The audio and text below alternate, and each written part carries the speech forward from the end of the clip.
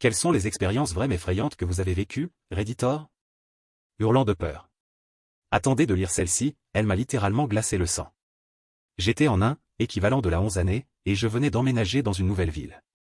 Je suis rapidement tombé sous le charme d'une fille, et j'aurais tout donné pour sortir avec elle.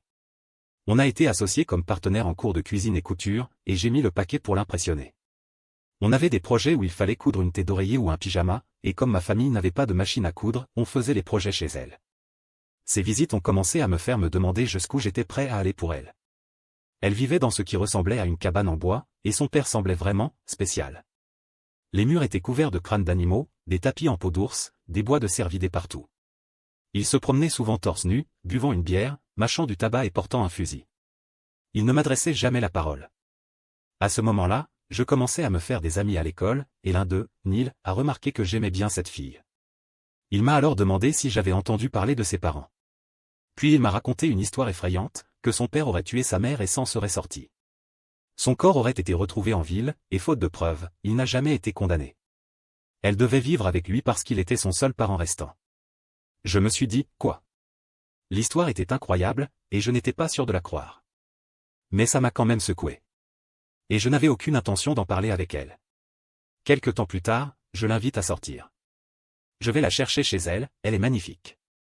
Son père fait un commentaire du genre, tu sais ce qui t'arrivera si tu la touches, et soudain, je ne peux plus penser qu'à cette histoire. On va patiner, puis au cinéma, mais j'étais terrorisé tout le temps, incapable de me débarrasser de l'idée que son père allait me tuer en rentrant. Après ce rendez-vous pas terrible, on retourne chez elle.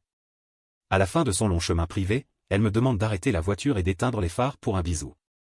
Je me penche, on s'embrasse, je rallume les phares, et il y a du sang dans la neige au bout de l'allée.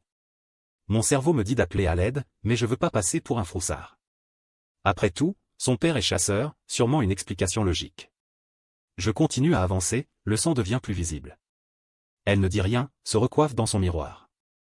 Je tourne le dernier virage, et je vois son père, debout au milieu de l'allée, couvert de sang, tenant un énorme couteau, avec ce qui semblait être un corps, nu, à ses pieds.